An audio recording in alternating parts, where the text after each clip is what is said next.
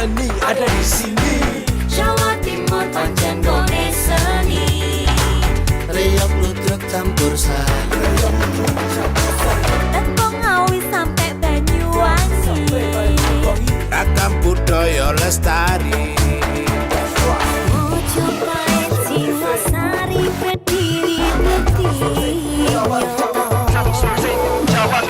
Ayo rek guyub makaryo Jawa Timur tambah jaya. KTP 100% gone wong Jawa Timur. 100% menghibur rakyat makmur. KTP 100% gawe wong Jawa Timur. KTP 100% Jawa Timur. KTP 100% gone wong Jawa Timur. 100% menghibur rakyat makmur. KTP 100% gawe wong Jawa Timur. KTP 100% Jawa Timur.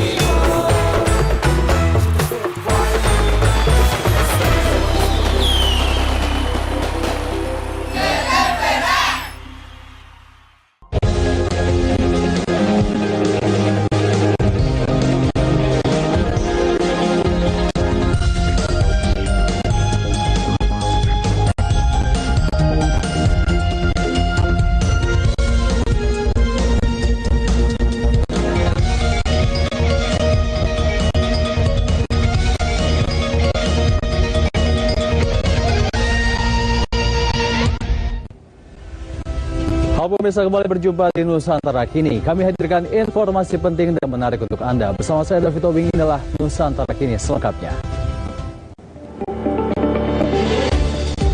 Gus Miftah mundur dari jabatan utusan khusus Presiden bidang kerukunan beragama dan pembinaan sarana keagamaan.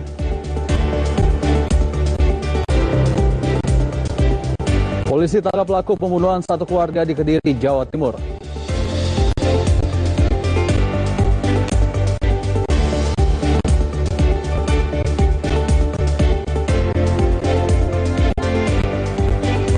Berhasil taklukkan Kamboja 3-1, Timnas Putri Indonesia juara Piala AFF 2024.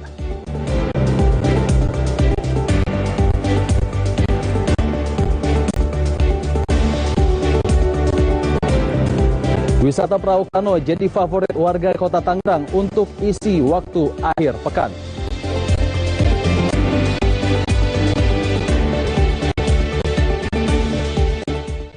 Pemirsa, pendakwa Miftah Maulana Habibur Rahman atau Gus Miftah mengumumkan mengundurkan diri dari jabatan utusan khusus Presiden bidang kerukunan beragama dan pembinaan sarana keagamaan.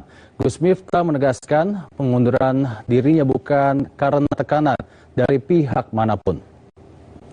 Jumat siang, utusan khusus Presiden bidang kerukunan beragama dan pembinaan sarana keagamaan Gus Miftah mengundurkan diri dari jabatannya. Gus Miftah mengumumkan pengunduran dirinya di kediamannya di Ponpes Ora Aji, Sleman, Yogyakarta. Menurut Gus Miftah, pengunduran dirinya sudah melalui pertimbangan matang, bukan karena tekanan dari pihak manapun. Sebelumnya Miftah Maulana viral lantaran mengolok-olok penjual ketika berdakwah di Magelang, Jawa Tengah. Izinkan saya memutuskan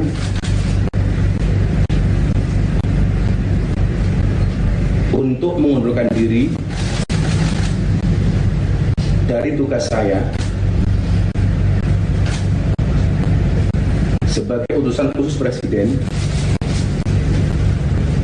bidang kerukunan beragama dan pembinaan sarana keagamaan. Keputusan ini saya ambil bukan karena ditekan oleh siapapun, bukan karena permintaan siapapun, tetapi keputusan ini saya ambil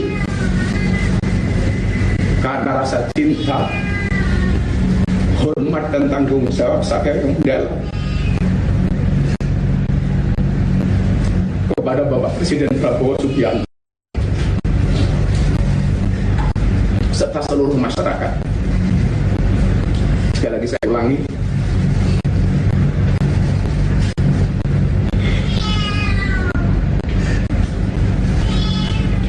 keputusan ini saya ambil bukan karena ditekan oleh siapapun, bukan karena kami. Selain itu, Gus Miftah kembali menyampaikan permintaan maafnya kepada masyarakat Indonesia.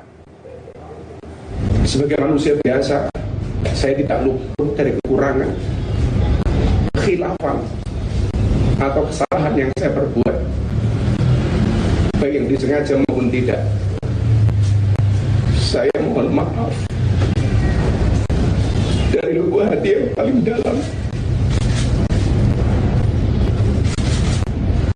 Saya yakin kebenaran hanyalah milik Allah Subhanahu wa Ta'ala semata. Sekali lagi,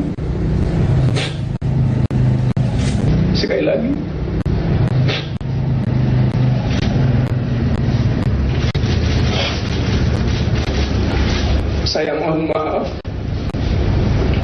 lubuk hati yang paling dalam, karena saya yakin kebenaran hanyalah milik Allah Subhanahu wa Ta'ala semata. Perdana Menteri Malaysia Anwar Ibrahim ikut memberi komentar atas sikap utusan khusus Presiden Prabowo Subianto Miftah Maulana alias Gus Miftah yang mengolok-olok penjual es teh. Dia menyebut sikap Miftah tak pantas bagi orang yang mengklaim tahu agama. Anwar Ibrahim membahas isu tersebut di hadapan jajaran Kementerian Keuangan Malaysia dalam acara Majelis Warga Kementerian Keuangan bersama Perdana Menteri dan Menteri Keuangan.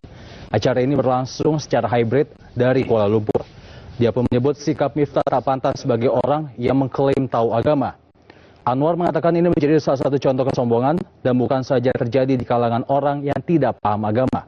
Anwar Ibrahim mengatakan penjual es teh termasuk di antara golongan orang-orang tak mampu. Anggaran negara yang sedang dibahas seharusnya bermanfaat bagi orang-orang semacam itu. Namun ia justru diolok oleh orang yang mengerti agama.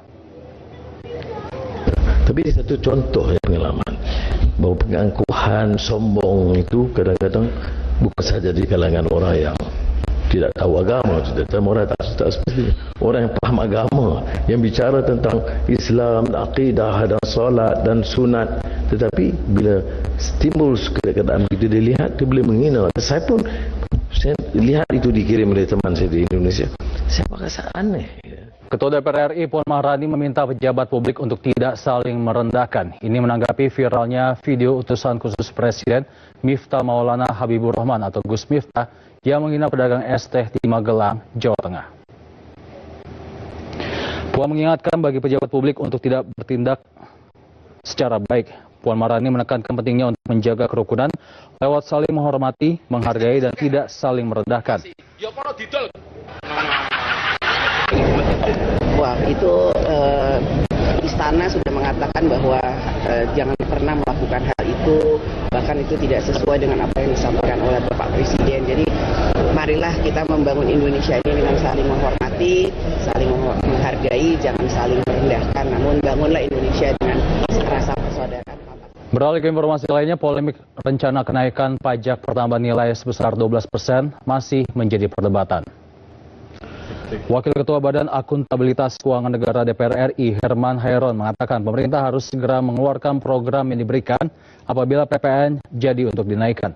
Tujuannya mencegah penurunan daya beli dan membebani masyarakat. Sebelumnya pemerintah akan menaikkan pajak pertambahan nilai sebesar 12% pada 1 Januari mendatang. Gelombang penolakan pun banyak disuarakan.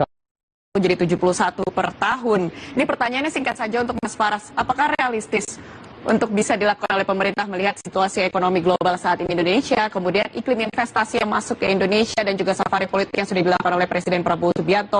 Apakah angka tersebut realistis dan sehat untuk APBN? Ya, tadi kita coba berbagai asumsi, begitu tadi tax ratio coba naik, katakanlah naik begitu ya, tapi memang sangat berat tadi disebut 23%, memang ada akar pendapatan dari hilirisasi macam-macam, tapi itu pun sangat berat untuk bisa tetap memenuhi ambang batas 3% defisit fiskal tahun 2029 ya. Target pelaku mengeksekusi daripada korban pukul 5 pagi pelaku baru meninggalkan lokasi. Bisa mengambil pajak dari segmentasi tertentu untuk bisa membangun kelas menengah ke bawah. Ketua DPR RI Puan Maharani meminta pemerintah agar mengumpulkan aspirasi dari seluruh masyarakat sebelum menaikkan pajak pertambahan nilai PPN menjadi 12%. Menanti ya seperti apa. Hadirkan berita seputar kebijakan, pemerintahan, aktivitas bercorak keindonesiaan. Dikemas secara ringan.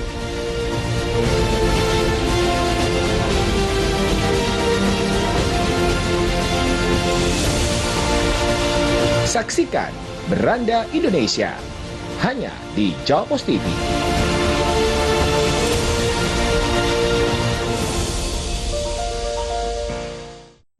Di saat duduk bersama para sahabat-sahabat di Madinah, di Masjid Nabawi di Madinah, ternyata ada tamu yang tidak diundang hadir.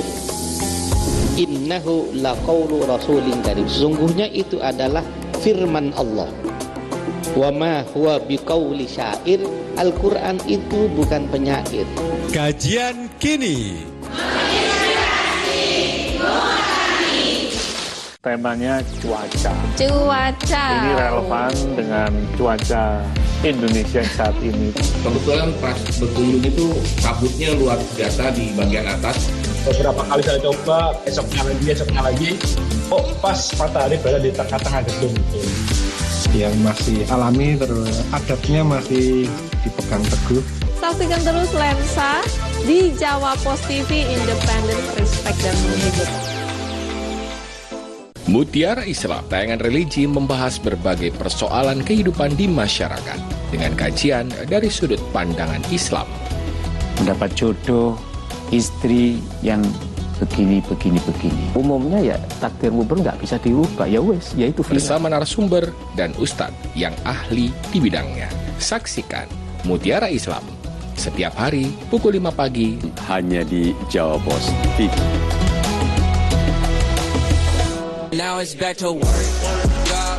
Saksikan Otomadness, program acara yang menghadirkan informasi seputar dunia otomotif di Indonesia. This is Otomadness. Semua pakai transponder, tiap lap ke record waktunya berapa. Versi W123. Teman-teman bisa kumpul, sharing, dan banyak. Saksikan Otomadness hanya di Jawa Pos TV. Keren nih, gak masuk akal. Otomadness, your automotive and lifestyle TV show in Indonesia. Mengawali aktivitas hari Anda, kami hadirkan bincang seputar dunia kesehatan bersama dengan dokter-dokter ahli di bidangnya. Ispa itu sendiri bisa menyebabkan yang pertama itu tadi ya batuk, tidak ringan. Jadi dengan update sehat pagi, Senin hingga Jumat pukul 6 waktu Indonesia Barat di Jawa Pos TV. Berbagai informasi terkait dunia bisnis dan bidang usaha lainnya kami sajikan dalam program Update Bisnis. Setiap sendi masyarakat tak lepas dari aktivitas ekonomi. Berita seputar ekonomi mikro dan kerjasama bisnis kami hadirkan dalam program Update Bisnis. Update Bisnis pukul 13 waktu Indonesia Barat di Jawa Pos TV. Hei tuan-tuan dan nyonya-nyonya, siap-siap diajak muterin spot kuliner paling hit, paling ngenyangin, dan pastinya paling wena. Bareng saya Juno Haha dari Hidden Gems kaki 5, restoran kekinian sampai tempat makan legendaris, semua ada di sini. Jangan sampai FOMO, yuk tonton update Makan Wena setiap hari hanya di Jawa Pos TV. Update Makan Wena, lola. Berbagai peristiwa disajikan dalam sebuah berita. Berbagai informasi disajikan sesuai fakta. Presiden Prabowo Subianto mengumumkan kenaikan haji guru berstatus ASN dan guru non-ASN. Prabowo juga mengungkapkan pemerintah sedang membahas pemberian bantuan tunai untuk guru yang belum tersertifikasi. Dikemas dalam program Update Petang setiap hari pukul 18 waktu Indonesia Barat di Jawa Pos TV.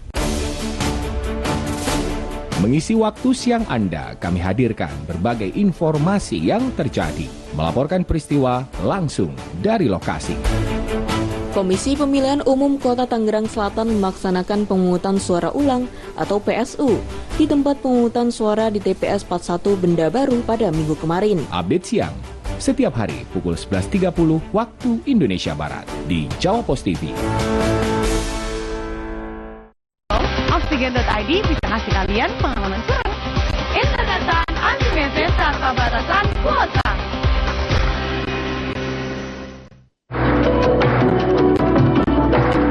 Jakarta, kota metropolitan terpadat di Indonesia. Berpenduduk 11 juta warga dengan berbagai keindahan di sudut kota. Derasnya laju pembangunan juga menimbulkan berjuta masalah sosial. Ini Jakarta di Jawa Pos TV.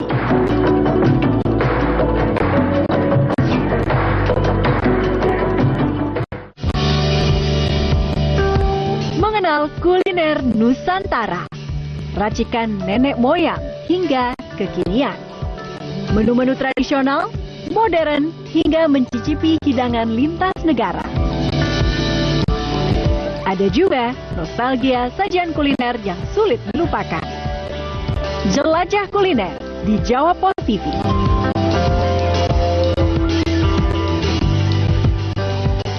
Kenalin, ini Wita, anak Gensi yang punya 10.000 aura. Tapi sayangnya punya obsesi sama sawit.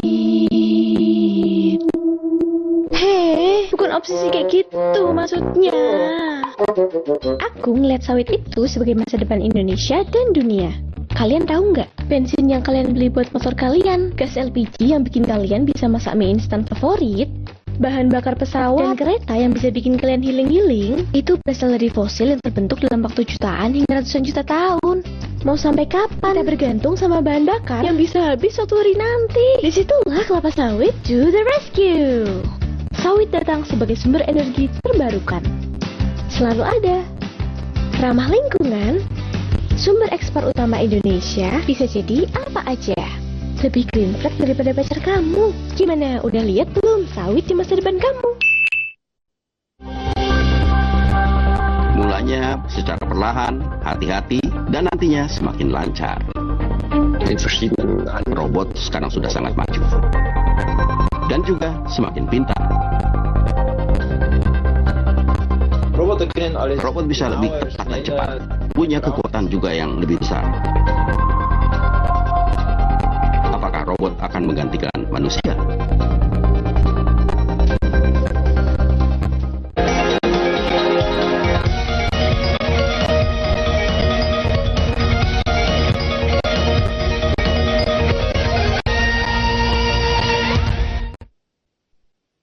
Pemirsa, 2 anggota kelompok kriminal bersenjata KKB Papua tewas dalam kontak tembak dengan aparat gabungan TNI Polri di Pasar Sinak, Kampung Gigobak, Distrik Sinai, Kabupaten Puncak, Papua Tengah. Kabid Humas Polda Papua Kombes Pol Ignatius Beni Adi Prabowo mengatakan usai kontak tembak, aparat gabungan TNI Polri melakukan penyisiran di lokasi. Ditemukan 2 anggota KKB dalam kondisi tewas. 2 anggota KKB teridentifikasi bernama Petius Telenggeng, sementara 1 anggota KKB belum teridentifikasi. Selain itu, aparat gabungan TNI Polri juga berhasil menemukan 1 pucuk pistol revolver dengan seri MVG Koha, serta 3 buah amunisi kaliber 9 mm. Nah, telah terjadi peristiwa kontak tembak antara aparat TNI Polri dengan kelompok kriminal bersenjata di wilayah Sinak, Kabupaten Puncak, yang terjadi di sekitaran Pasar Sinak, Kampung Gigobak, Distrik Sinak, Kabupaten Puncak, Papua Tengah. Akibat dari kontak tembak tersebut, 2 orang anggota KKB berhasil dilumpuhkan. Salah satunya bernama Napius Telenggeng, 35 tahun, dan yang kedua masih dalam. Komisi Nasional Hak Asasi Manusia atau Komnas HAM memastikan kasus penembakan Gama, siswa SMK Negeri 4 Semarang oleh Aibda Rozik, anggota kepolisian Polrestabes Semarang pada 24 November lalu merupakan pembunuhan di luar proses hukum atau extrajudicial killing. Ini merupakan hasil temuan Komnas HAM setelah melakukan pemantauan hampir 1 pekan. Dari hasil investigasi dipastikan Aibda Rozik tidak sedang menjalankan tugas dan tidak dalam posisi terancam sehingga memenuhi unsur pelanggaran HAM. Komisioner Komnas HAM Oli Parlian Siombing mengatakan Penembakan yang dilakukan oleh Aibda Rozik tidak berlandaskan hukum sehingga memenuhi unsur pelanggaran HAM. Killing atau pembunuhan di luar proses hukum. Pembunuhan di luar proses hukum tersebut terdiri dari unsurnya adanya pembunuhan. Tindakan penembakan mengakibatkan meninggalnya saudara GRO dan luka-lukanya dialami oleh saudara S dan A sebagai anak. Yang itu kami terkonfirmasi sudah terkonfirmasi dilakukan pada pukul 00.19 WIB pada pagi hari 24 November 2024 di depan minimal Candi Penatangan Semarang. Kemudian dilakukan oleh aparat, dalam ini RZ adalah dari Sat Narkoba Polrestabes Semarang. Kemudian tidak dalam perbedaan. Saya itu Komisioner Komnas HAM Uli Parulian Siombing meminta Polda Jawa Tengah untuk melakukan penyelidikan secara adil dan transparan terkait penembakan siswa SMK di Semarang. Komnas HAM merekomendasikan kepada Kapolda Jawa Tengah, satu, untuk melakukan penegakan hukum secara adil, transparan, imparsial, baik etika, disiplin, pidana pada oknum RZ. Kedua, melakukan evaluasi secara berkala atas penggunaan senjata api oleh anggota kepolisian di lingkungan Polda Jawa Tengah, termasuk asesmen psikologi secara berkala. Kabar Reskrim Polri Komjen Pol Wahyu Widada merespons soal kejanggalan kasus kematian siswa SMK di Semarang karena perbedaan kronologi antara Polrestabes Semarang dengan Polda Jawa Tengah. Komjen Pol Wahyu Widada menyebut Mabes akan turun tangan memastikan perbedaan kronologi tersebut dan akan melakukan pemeriksaan sesuai dengan peraturan. Barreskrim Polri memberikan atensi dalam penanganan kasus penembakan yang mengakibatkan seorang siswa SMKN 4 Semarang meninggal beberapa waktu lalu. Sebelumnya dalam rapat dengar pendapat Komisi 3 DPR RI dengan Kapolrestabes Semarang menyatakan penembakan yang dilakukan anggotanya karena diserang oleh sekelompok gangster, termasuk salah satunya korban berinisial GMA. Sementara Propam Polda Jawa Tengah menyatakan penyebab penembakan bukan karena tawuran, melainkan karena senggolan sepeda motor. SMK Semarang itu jadi gimana Pak kalau dari Polri atensinya? Yang pasti biar diproses, kita lakukan asistensi untuk proses secara tegak lurus sesuai dengan aturan dan ketentuan yang berlaku. Prinsipnya jangan dilakukan secara profesional, secara scientific crime investigation dan juga berikan transparansi kepada masyarakat. Kemarin ada perbedaan pernyataan tuh Pak. Beda-beda Pak dari Polda, dari Propam seperti apa Pak? Ya nanti kita lihat. Kalau seperti itu ada perbedaan, dari Mabes akan melakukan cek. Akan diperiksa juga Pak Kapolrestabes Pak? Nah, itu nanti dalam perkembangan kita kan nggak boleh harus periksa ini sesuai dengan ketentuan, sesuai dengan alur yang dibicarakan, sesuai dengan fakta yang dilakukan. Pemirsa, sebuah truk bermuatan kayu yang terguling di jalur Pantura Kota Pasuruan, Jawa Timur, diduga sopir truk mengantuk menjadi penyebab kecelakaan tersebut. Sebuah truk bermuatan kayu terguling di tengah jalur Pantura, tepatnya di Jalan Insinyur Hajuanda, Kecamatan Bugul Kidul, Kota Pasuruan, Jumat pagi. Truk mengalami kerusakan serius. Selain itu, sebuah tiang lampu penerangan jalan umum di lokasi kejadian rusak akibat tertabrak. Kecelakaan bermula ketika truk berusaha mendahului kendaraan lain, namun sopir kehilangan kendali karena mengantuk. Truk bermuatan kayu dari Madura ke arah Probolinggo ini menabrak pembatas jalan sebelum akhirnya terguling. Sementara itu tidak ada korban jiwa maupun luka dalam ini. Truk tersebut yaitu muat kayu dari Madura itu sampai di TKP, jadi truk tersebut menyalip kendaraan lain, sampai di TKP tidak tutut, akhirnya dari truk tersebut menabrak. Ya, menjelang akhir tahun, cuaca buruk akan membayangi libur Natal dan Tahun Baru yang akan mempengaruhi terhadap transportasi darat, laut, dan udara. Badan Meteorologi, Klimatologi, dan Geofisika BMKG menyebut ini disebabkan adanya fenomena La Nina lemah yang diprediksi puncaknya pada akhir Desember dan Januari 2025. Kendala cuaca buruk disampaikan oleh BMKG di mana semenjak minggu lalu Indonesia menghadapi angin kencang dan diperkirakan akan berlangsung selama 3 bulan ke depan. Kepala Badan Meteorologi, Klimatologi, dan Geofisika Dwi Korita menyebut Hal itu disebabkan adanya fenomena awal mula La Nina, di mana angin dingin yang datang dari dataran tinggi Siberia curah hujan tinggi. Intensitas awal La Nina menimbulkan gelombang laut, terkhusus di wilayah Natuna, Lampung, Banten, dan Jakarta. Hal ini akan berpengaruh pada saat masyarakat sedang memasuki Natal dan Tahun Baru.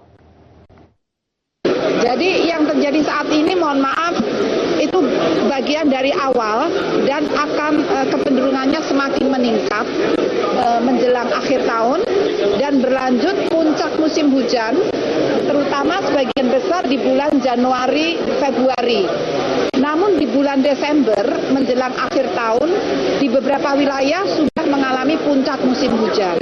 Poinnya adalah kita tetap terus, bahkan tidak hanya waspada, tapi siaga bencana hidrometeorologi akibat dari peningkatan intensitas curah hujan, dari intensitas sedang hingga lebat, bahkan bisa sampai sangat lebat atau ekstrim. Jadi poin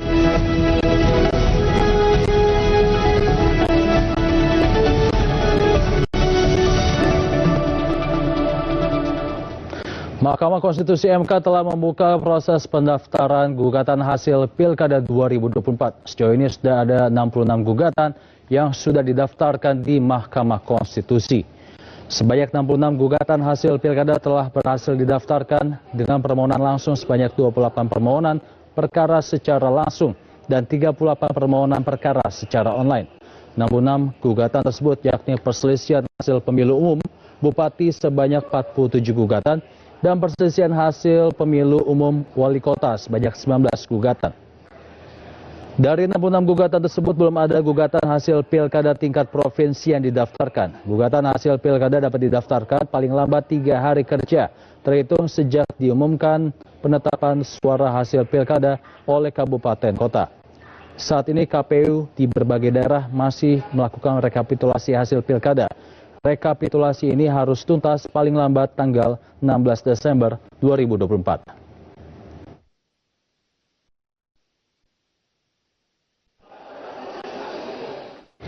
KPU Kabupaten Pandeglang telah menyelesaikan rapat pleno terbuka rekapitulasi hasil perhitungan suara Pilkada 2024. Rapat pleno mencakup pemilihan gubernur dan wakil gubernur Provinsi Banten, serta bupati dan wakil bupati Pandeglang.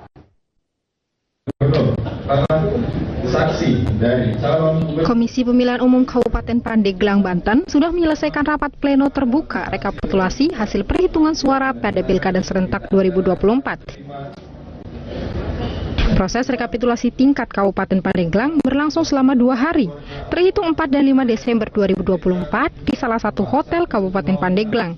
Hasil dari rapat pleno tingkat Kabupaten Pandeglang tercatat suara sah sebanyak 648.657, sementara total suara yang tidak sah terdapat 28.346 suara. Jumlah yang suara tidak sah lebih banyak dibanding Pilkada tahun 2020 lalu, yakni sebanyak 20.416 suara. 5 kecamatan penyumbang suara tidak sah terbanyak di Pilkada 2024 Pandeglang, Kecamatan Labuan, Carita, Cikesik, Panimbang, dan Kecamatan Mandalawangi. Ketua KPU Kabupaten Pandeglang, Nunung Nuraziza mengatakan meski ada sejumlah saksi yang tidak menandatangani berita hasil rekapitulasi suara, namun hal tersebut tidak menghalangi KPU Kabupaten Pandeglang untuk melanjutkan ke tahapan selanjutnya. Kami hormati memang ada ruang untuk menyampaikan penolakan terhadap administrasi tersebut, dan tapi itu tidak membatalkan hasil pleno kita. Jadi tetap kami juga ada kewajiban untuk menyampaikan salinan dari putusan hasil rekapitulasi hari ini terhadap saksi yang menolak untuk menandatangani ataupun mengajukan keberatan. Nunung menambahkan, dari hasil rekapitulasi perhitungan suara, pasangan Dewi Iing meraih suara terbanyak, yakni 434.856 suara, disusul pasangan Fitron Diana dengan 181.195 suara. Kemudian pasangan AA Pratu Anita 22.517 suara, dan terakhir pasangan Uday Pujianto sebanyak 9.369 suara. Yusuf Kurnia, Jempus TV, Pandeglang, Banten. Pasangan Andra Sony Dimyati Natakusuma menang atas pasangan Airin Rahmidiani Ade Sumarti di pemilihan Gubernur Banten 2024. Andra Dimyati memperoleh suara dominan 55,88% dari seluruh suara sah di Pilgub Banten 2024. Sementara pasangan Airin Ade mengumpulkan 44,12% suara sah.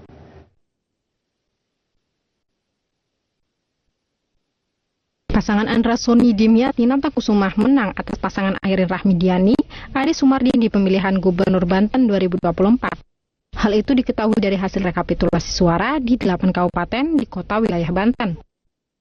KPU Provinsi Banten belum menerbitkan keputusan resmi diambil dari data situs resmi Pilkada 2024.kpu.co.id.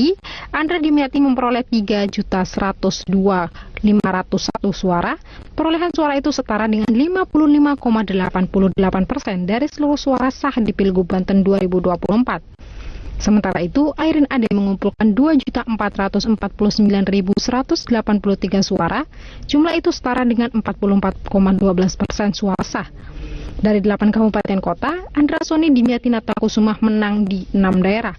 Kemenangan Andra Dimyati terjadi di Kota Serang, Kota Tangerang, Kabupaten Lebak, Kabupaten Serang, Kabupaten Tangerang, dan Kabupaten Pandeglang. Sementara Airin Rahmidiani Ade Sumardi menang di 2 daerah. Mereka menguasai Kota Tangerang Selatan dan Kota Cilegon. Ada 5.908.176 orang dari 8.926.662 orang pemilih yang menggunakan hak suaranya di pemilihan Gubernur Banten 2024. Tingkat partisipasi pemilih di Provinsi Banten mencapai angka 66,19%. Hasil rekapitulasi di 8 daerah itu akan direkapitulasi di tingkat provinsi. KPU Banten dijadwalkan menggelar rapat pleno terbuka rekapitulasi hasil perhitungan suara tingkat provinsi Pilgub Banten 2024 pada Sabtu besok.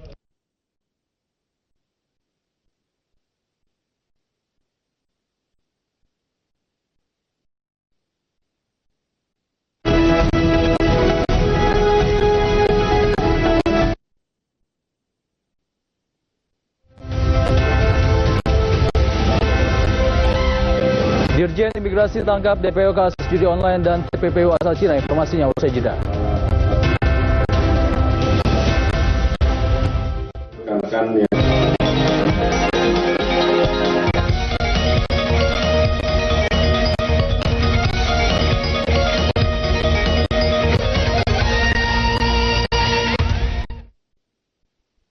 Kamu cuma tahu hasil tanaman kelapa sawit hanya untuk minyak goreng di rumahmu. Rugi dong. Ini dia peran penting sawit untuk Indonesia dan dunia. Tanpa kita sadari, kelapa sawit banyak manfaatnya dalam kehidupan sehari-hari, seperti bahan makanan, skincare, body care, pasta gigi, bahan bakar diesel, dan masih banyak lainnya. Sampai kapan kita bergantung sama bahan bakar yang bisa habis suatu hari nanti? Disitulah kelapa sawit to the rescue. Minyak sawit juga merupakan minyak nabati serbaguna yang kaya beta-karoten dan vitamin A. Serta menjadi energi terbarukan seperti biodiesel dan biogas. Biodiesel juga berperan dalam mengurangi emisi gas rumah kaca sebesar 32,7 juta ton CO2. Bahwa hasil sawit tidak hanya sekedar minyak goreng di rumah. Mari kita wujudkan sawit berkelanjutan untuk energi terbarukan. Mana, udah lihat belum sawit di masa depan kamu? Sawit masa depan kita.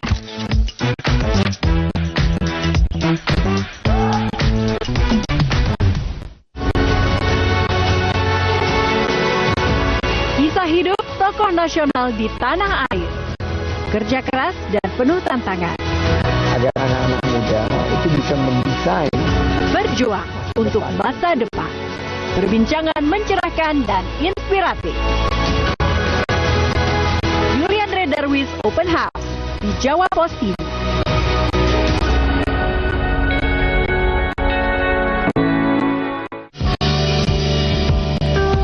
Mengenal kuliner Nusantara, racikan nenek moyang hingga kekinian. Menu-menu tradisional, modern, hingga mencicipi hidangan lintas negara. Ada juga nostalgia sajian kuliner yang sulit dilupakan. Jelajah kuliner di Jawa Pos TV.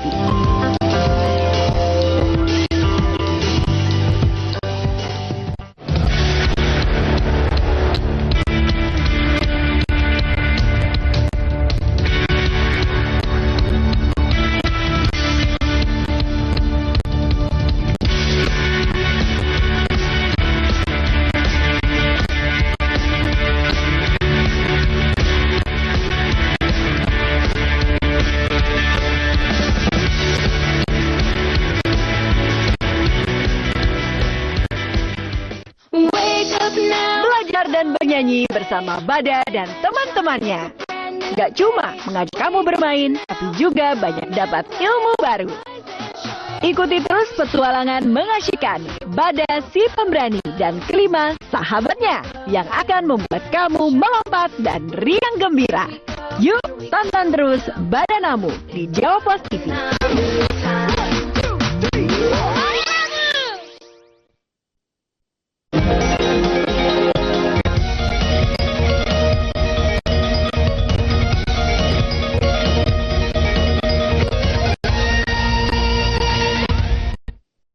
Ya, kurang dari 24 jam Satreskrim Polres Kediri berhasil menangkap pelaku pembunuh satu keluarga di Kabupaten Kediri, Jawa Timur. Pelaku adalah adik kandung korban karena sakit hati, tidak diberi pinjaman uang.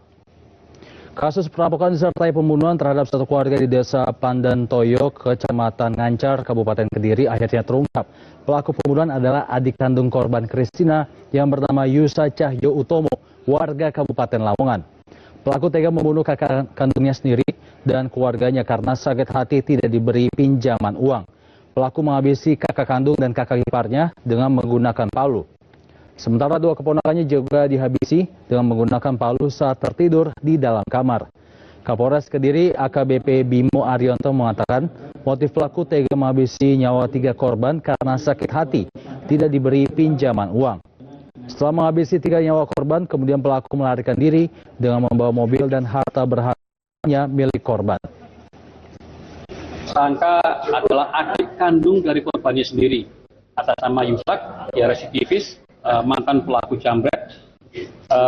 Motifnya adalah karena diduga tersangka sakit hati dengan korban karena berusaha meminjam uang dan meminta bantuan uang kepada korban, namun korban tidak bisa membantu. Kalau kemudian sakit hati dan melakukan tindakan pembunuhan tersebut. Penangkapan ada perlawanan? Ya, karena di situ ada perlawanan, maka kita laksanakan tindakan tegas terukur. Kita hadiahi dengan 5 paras. Pelaku menghabisi korban menggunakan cara? Pelaku menghabisi korban dengan cara menggunakan palu. Satu keluarga di Kabupaten Kediri, Jawa Timur yang terdiri dari suami, istri, dan 1 anak ditemukan tewas di rumahnya. Diduga satu keluarga ini menjadi korban pembunuhan. Dalam video amatir ini, tim Inafis Polres Kediri mengevakuasi 3 jenazah korban satu keluarga di Desa Pandantoyo, Kecamatan Ngancar, Kabupaten Kediri. Ketiga jenazah ini terdiri dari Agus Komarudin dan sang istri Kristina, serta jenazah anak pertama bernama Wira. Sementara anak kedua ditemukan dalam kondisi kritis. Kedua pasangan suami istri tersebut merupakan guru SD di Desa Babadan, Ngancar. Kasus dugaan pembunuhan ini terbongkar setelah sejumlah guru tempat korban mengajar mendatangi rumah korban.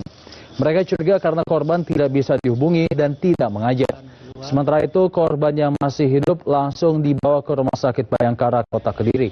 Sementara 3 korban yang meninggal dunia masih dalam proses otopsi. Meninggal suami, istri, dan anaknya 1. Anaknya yang kedua itu kritis, tadi dibawa di rumah sakit. Itu taunya meninggal gimana? Pagi. Itu gimana? Itu saat informasi kan itu kedua korban itu kan guru, 1 PNS di Tulungagung, 2 di ASN di Jakarta. Nah itu jadi sudah 2 hari nggak masuk kerja, akhirnya temannya kan juga mencari, nggak di telepon nggak bisa, suami istrinya nggak bisa, akhirnya dari pihak teman sekolah itu datang ke rumah, ternyata rumahnya dikunci dan dia melihat lewat kaca jendela itu ada. 13 orang tersangka dari 8 kasus narkotika diringkus Satuan Reserse Narkoba Polres Sumedang, Jawa Barat dalam kurun waktu 1 bulan terakhir. Mereka ditangkap di 6 lokasi berbeda beserta barang bukti. Di antaranya sabu dan alat hisapnya, tembakau gorila, puluhan butir obat-obatan psikotropika, dan ribuan butir obat sediaan farmasi. Kemudian 4 tersangka bebas. Satuan Reserse Narkoba Polres Sumedang, Jawa Barat mengungkap 8 kasus narkotika selama bulan November kemarin. Sebanyak 13 orang tersangka diamankan beserta sejumlah barang bukti berbagai jenis narkotika. Di antaranya 15,2 gram sabu dari 3 kasus, 14,79 gram tembakau gorila 2 kasus, 89 obat-obatan psikotropika 1 kasus, serta 3.047 butir obat sediaan farmasi 2 kasus. Selain itu, terdapat barang bukti lainnya seperti 2 bong alat hisap sabu, 1 buah timbangan digital, 13 handphone, 3 unit sepeda motor, serta uang tunai Rp150.000. Kapolres Sumedang AKBP Joko Diharsono mengatakan 13 orang tersangka diamankan di 6 lokasi yang berbeda. Para tersangka berperan sebagai pengedar maupun kurir yang pekerjaannya sebagai mahasiswa ataupun pelajar, wira swasta, karyawan swasta, dan pengangguran. Mereka menyasar kalangan mahasiswa maupun remaja melalui media sosial sehingga menghasilkan keuntungan puluhan juta rupiah. Jumlah tersangka 13 tersangka, di mana 5 tersangka yang sabu, kemudian 4 tersangka yang tembakau sintesis, kemudian 1 tersangka yang psikotropika, dan 3 tersangka yang penyalahgunaan obat sediaan farmasi. Dari hasil pengungkapan kasus tersebut, Satuan Reserse Narkoba Polres Sumedang telah menyelamatkan 1.000 jiwa generasi muda, sementara 13 orang tersangka terancam Undang-Undang tentang Narkotika dan Undang-Undang tentang Kesehatan. Usep Adi Wihanda, Sumedang, Jawa Barat. Indonesia berstatus gawat darurat pengguna narkoba yang mencapai angka 3,3 juta orang. Data Des Pemberantasan Narkoba Lintas Sektoral menyebutkan perputaran uang hasil kejahatan narkotika mencapai 99 triliun rupiah. Kamis siang, Des Pemberantasan Narkoba Lintas Sektoral menyampaikan penindakan kasus narkoba barang haram senilai hampir 2,8 triliun tersebut didapat penyidik dari para pelaku sindikat jaringan internasional produsen lokal di Indonesia. Menteri Koordinator Bidang Politik dan Keamanan Budi Gunawan mengatakan angka penyalahgunaan narkotika di Indonesia mencapai 3,3 juta orang yang didominasi oleh remaja 15 hingga 24 tahun. Pemerintah mengungkapkan 3 langkah prioritas supaya pemberantasan narkotika di Indonesia, diantaranya penguatan sinergitas lintas sektoral dengan penekanan rehabilitasi, edukasi, dan kampanye sebagai media. Sementara upaya penegakan hukum terhadap bandar narkoba akan dipertajam dengan percepatan eksekusi mati terpidana narkotika hingga tidak ada lagi peredaran narkotika dari dalam lembaga permasyarakatan.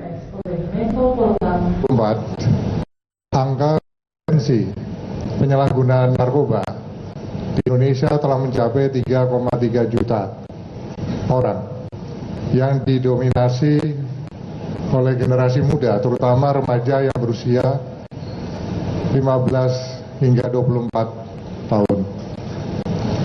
Selanjutnya, berdasarkan laporan intelijen keuangan, Direktorat Jenderal Imigrasi Kementerian Imigrasi dan Permasyarakatan memulangkan seorang buronan kepolisian Cina dan Interpol ke negara asalnya. Anggota kelompok kriminal ini diduga melakukan pencucian uang sebesar 130 juta yuan bermodus judi online.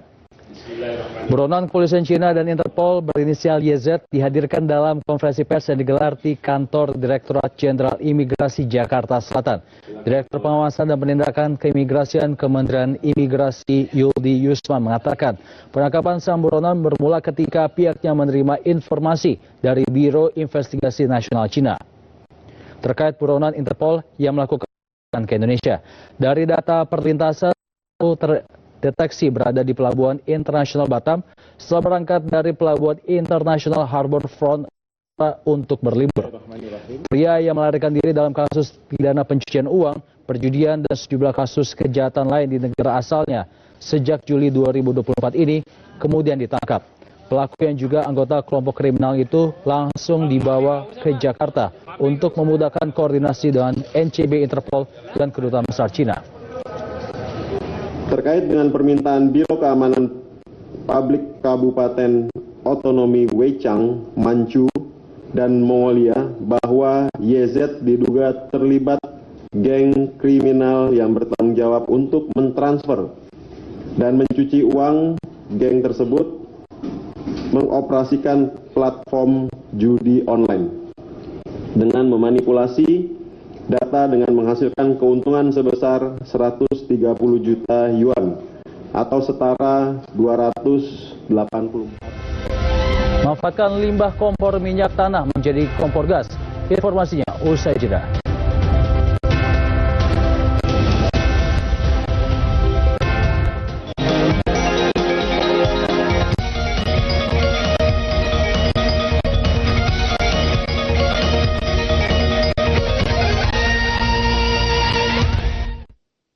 Kenalin, ini Wita, anak Gen Z yang punya 10.000 aura. Tapi sayangnya punya obsesi sama sawit. Hei, bukan obsesi kayak gitu maksudnya. Aku ngeliat sawit itu sebagai masa depan Indonesia dan dunia. Kalian tahu nggak? Bensin yang kalian beli buat motor kalian, gas LPG yang bikin kalian bisa masak mie instan favorit, bahan bakar pesawat, dan kereta yang bisa bikin kalian healing-healing, itu berasal dari fosil yang terbentuk dalam waktu jutaan hingga ratusan juta tahun. Mau sampai kapan? Kita bergantung sama bahan bakar yang bisa habis suatu hari nanti. Disitulah kelapa sawit to the rescue. Sawit datang sebagai sumber energi terbarukan. Selalu ada. Ramah lingkungan. Sumber ekspor utama Indonesia bisa jadi apa aja. Lebih green flag daripada pacar kamu. Gimana, udah lihat belum sawit di masa depan kamu?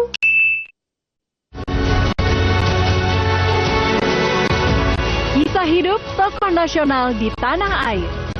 Kerja keras dan penuh tantangan.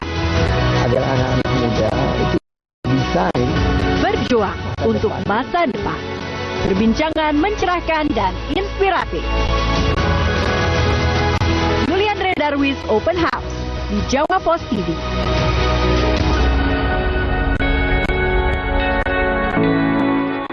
Apa itu kalau dulu kita cuma kenal telepon, telekomunikasi, kita sekarang kenal internet, kemudian kita kenal aplikasi, kemudian kenal dengan konten.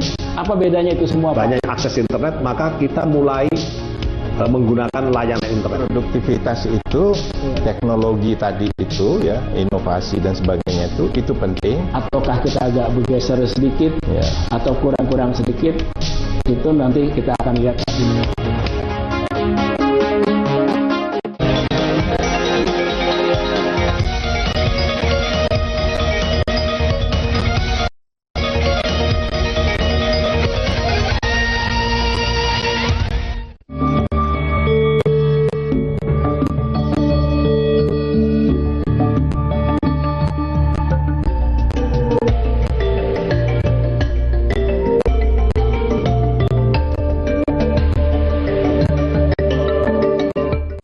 Ya, berawal dari keresahan dengan menumpuknya kompor minyak yang tidak digunakan di lingkungannya, seorang warga Dusun Kerancan, Desa Jejak, Kecamatan Gambiran, menyulap kompor minyak tersebut menjadi kompor gas dengan nilai jual tinggi. Yogi Dulur Darmanto, 50 tahun, warga Dusun Kerajaan, Desa Jajak, Kecamatan Gambiran, Banyuwangi, kan bisa ndadekaken kompor lengo gas dadi kompor gas kelawan rega kang dhuwur.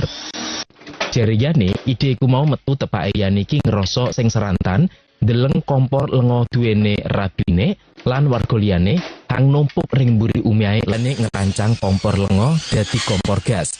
Sawise bisa nggawe kompor gas, iyane langsung nawakaken yang warga lan cumpune akeh hang demen lan malah akeh pesanan. Malah ring tahun 2013, saulan iyane bisa oleh untung sampai atusan juta mergo akeh pesanan kang iyane terima. Kanggo rega kompor gas gawenan iku mau didol kelawan rega 450.000 biyen. Naming kadung kompor digawa dewek ambi wong kang pesen mung diregani 350.000 biyen. Naming tepak ana pandemi Covid-19, ring saulan iyane mau nerima pesanan 10 kompor gas. Iku karena wis mangkat soro golek kompor lengo gas kang jenise hok lan bahan kanggo nggawe kompor gas regane uga sering ganti-ganti. Deni Eka, JTV.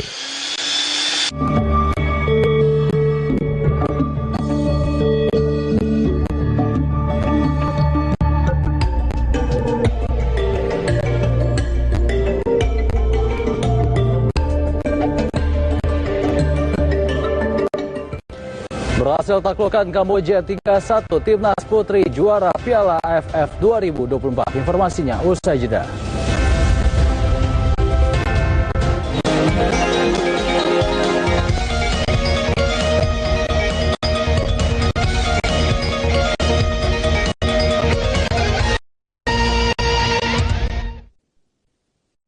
kamu cuma tahu hasil tanaman kelapa sawit hanya untuk minyak goreng di rumahmu, rugi dong. Ini dia peran penting sawit untuk Indonesia dan dunia. Tanpa kita sadari, kelapa sawit banyak banget manfaatnya dalam kehidupan sehari-hari. Seperti bahan makanan, skincare, body care, pasta gigi, bahan bakar diesel, dan masih banyak lainnya. Sampai kapan kita bergantung sama bahan bakar yang bisa habis suatu hari nanti? Disitulah kelapa sawit to the rescue. Minyak sawit juga merupakan minyak nabati serbaguna yang kaya beta-karoten dan vitamin A. Serta menjadi energi terbarukan seperti biodiesel dan biogas. Biodiesel juga berperan dalam mengurangi emisi gas rumah kaca sebesar 32,7 juta ton CO2. Bahwa hasil sawit tidak hanya sekedar minyak goreng di rumah. Mari kita wujudkan sawit berkelanjutan untuk energi terbarukan. Mana, udah lihat belum sawit di masa depan kamu? Sawit, masa depan kita.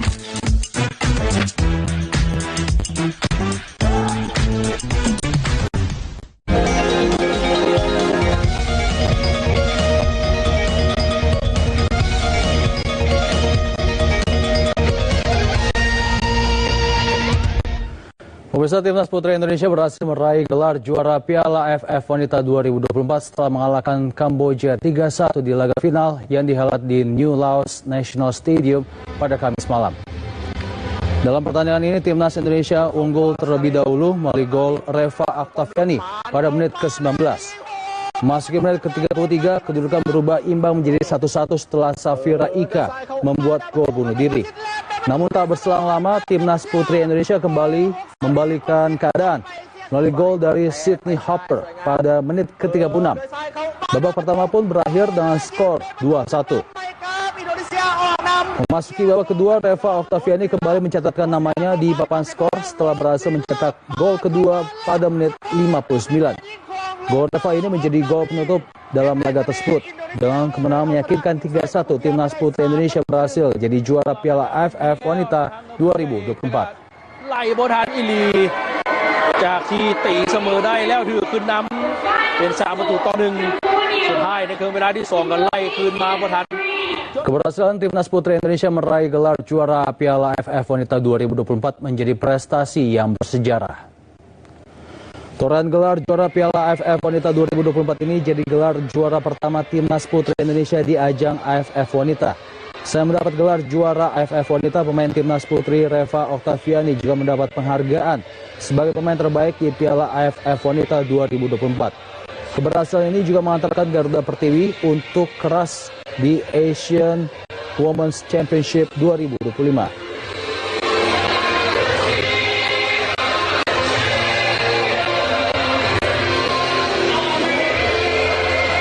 Pengamat sepak bola nasional Roni Pangemana mengapresiasi prestasi Timnas sepak bola putri Indonesia setelah menjuarai Piala AFF 2024. Ropan mengharapkan bergulirnya kompetisi sepak bola putri untuk mencari pemain terbaik yang masuk di skuad Garuda Pertiwi. Sudah memperlihatkan suatu progres yang baik, peningkatan di dalam Timnas putri kita walaupun tidak punya kompetisi, ya sedang digarap oleh PSSI saat ini. Mungkin untuk di next tahun depan ada kompetisi yang teratur dibuat nantinya, tetapi sekarang sudah mencerminkan bahwa kita punya tim nasional yang bagus, punya masa depan yang baik, ya. Dan apa yang ditunjukkan oleh tim pasukan Mochi ini memang sudah terlihat ketika di semifinal mengalahkan Singapura. Sebelum kan di fase grup kita masih menang dari Malaysia, juga masih ada draw sebelumnya ya dengan Kamboja, dan akhirnya kita bisa menang. Selain itu, pengamat sepak bola nasional Roni Pangemana memuji kualitas pemain Timnas Putri Indonesia. Selanjutnya mereka akan berlaga di Asian Championship. Memang ada 1-2 yang individu yang sangat bagus terlihat, ya, seperti Sydney Hooper yang juga tampil oke, Reva, ya, kemudian ada Siva Imut, ya, yang salah satu yang membuat asis ke Sydney Hoopers. Itulah individu-individu yang terlihat baik dalam pertandingan melawan Kamboja. Tapi karena ini tim, jadi Mochi mengatakan bahwa ini adalah permainan tim dan semua bermain untuk satu tujuan, ya, bagaimana bisa membawa Indonesia menjadi juara. Nah, dengan hasil ini, ya, kita memang bersyukur dan akan menunggu pada 2025 karena 3 terbaik dari ASEAN Cup ini di Piala AFF ini akan maju ke ASEAN Championship 2025 untuk kategori putri. Nah, di sana sudah tim, ya, ada Filipina. Wisata perahu kano jadi favorit warga. Isi waktu akhir pekan selengkapnya usai jeda.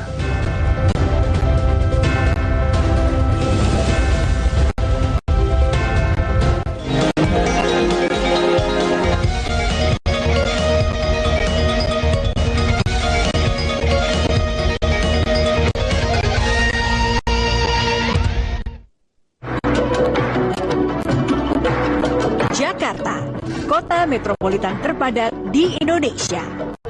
Berpenduduk 11 juta warga dengan berbagai keindahan di sudut kota.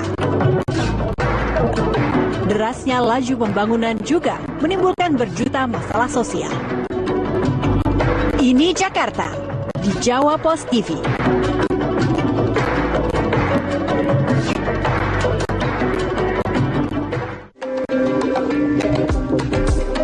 Negeri ini kaya budaya, etnis, dan tradisi. Menyimpan kekayaan alam dan anugerah keberagaman. Telah teruji menjadi satu dalam bingkai kebinekaan.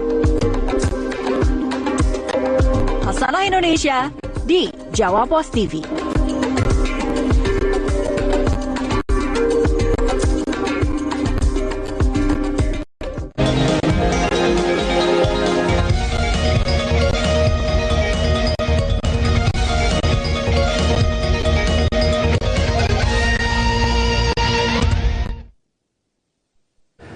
Pemirsa tak perlu jauh-jauh ke Venesia, Italia untuk menikmati wisata perahu keliling kota. Saat ini kota Tangerang juga punya wisata air perahu kano. Sebelum mencoba wisata perahu kano, bisa juga berolahraga terlebih dahulu di alun-alun Ahmad Yani yang berada persis di seberang lokasi wisata kano. Dan informasi ini sekaligus menutup perjumpaan kita di Nusantara.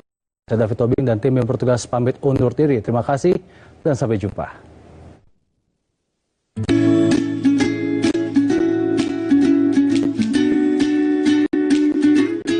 Buat kalian yang bosan mengisi liburan itu-itu saja, mending coba ini, wisata air perahu kano yang ada di kota Tangerang, Banten. Di tempat ini, kalian bisa menikmati sensasi berperahu di aliran Kali Sipon sambil membayangkan sedang berwisata air di Venezia, Italia. Seru kan? Wisata kano yang berlokasi di Kecamatan Tangerang, Kota Tangerang ini menjadi tempat favorit bagi warga untuk mengisi waktu akhir pekan kalian. Terlebih, wisata ini gratis loh.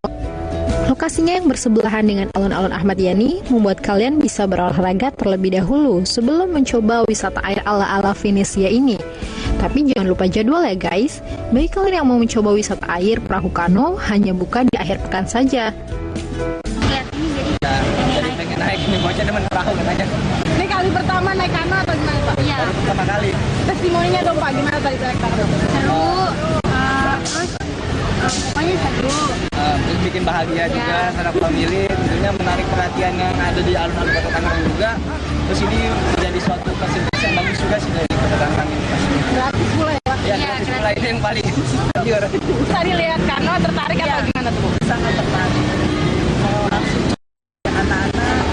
Ini pengen dayung ini, si kecil ini. Sama bapak juga.